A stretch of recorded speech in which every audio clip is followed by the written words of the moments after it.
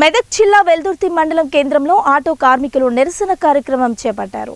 తెలంగాణ రాష్ట్ర ప్రభుత్వం మహాలక్ష్మి పథకం ద్వారా ఉచిత బస్సు సౌకర్యం కల్పించడంతో తాము ఉపాధి కోల్పోయామని ఆటో కార్మికుల జేఏసీ ఇచ్చిన పిలుపు మేరకు నిరసన కార్యక్రమం చేపట్టారు. ప్రధాన రహదారిపై రాస్తారోకో చేపట్టి నినాదాలు చేశారు.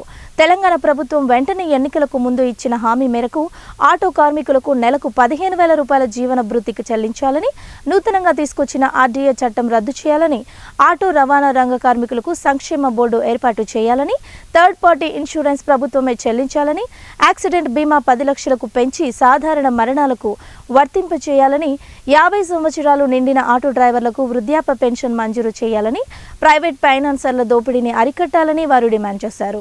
మంత్రి ఇచ్చిన హామీ మేరకు నిరసన కార్యక్రమాన్ని తాత్కాలికంగా వాయిదా వేశామని, ఇచ్చిన హామీలు నెరవేర్చుకుంటే పెద్ద ఎత్తున ఆందోళన కార్యక్రమాలను ఉధృతం చేస్తామని హెచ్చరించారు. ఈ కార్యక్రమంలో అధ్యక్షుడు భాషాగౌడ్, ఉపాధ్యక్షుడు షాపుద్దీన్, ప్రవీణ్, బలేష్, మహేష్, ప్రవీణ్ గౌడ్, గోపాల్ గౌడ్, మైపాల్, శ్రీనివాస్, శేఖర్, రాజు, సీను, ప్రవీణ్, బాలసీను, మహేష్ తదితరులు పాల్గొన్నారు. మేము డిమాండ్లో అక్కడ ఏం పెట్టినామంటే, సాధారణంగా మరణించిన ఒక ఆటో డ్రైవర్ కూడా ఒక 10 లక్షల ఇన్సూరెన్స్ కావాలన్నాం. ఈ ఉచిత పథకం ద్వారా చాలామంది ఆటో డ్రైవర్ ఆత్మహత్య చేసుకోవడం జరుగుతుంది. దీనికి ఒక పరిష్కారం, సాధారణంగా మరణించినా కానీ ఒక 10 లక్షల ఇన్సూరెన్స్ కావాలి. ఇప్పుడు కేంద్ర ప్రభుత్వం కొత్త చట్టాన్ని మెకానికల్ యాక్ట్ తీసుకొని వస్తుంది. ఈ యాక్ట్ ద్వారా ఏమవుతుందంటే, ఒక కూలీ పని చేసుకునే ఒక ఆటో డ్రైవరు ఒక కొత్త బండి కొనాలంటే కొనడు, ఒక 10,000, 15,000, 20,000 బండి వేసుకొని నడుపుకున్నాడు.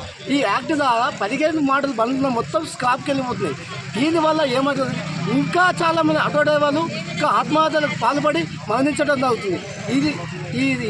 ఈ వినతిని, ఈ నిరసనను మేము సీఎం రేవంత్ రెడ్డి తెలియజేస్తాం. దీనిపైన తక్షణమే చర్య తీసుకొని, అట్లాంటిది ఆ 3 పైలు తిరిగి కూడా మూల కూర్చున్నది. ఆ మూల కూర్చున్న వల్ల కారణం ఏంటంటే, 100 రూపాయలు చేయకపోతే ఇంటికాడ ఉన్న అప్పులు.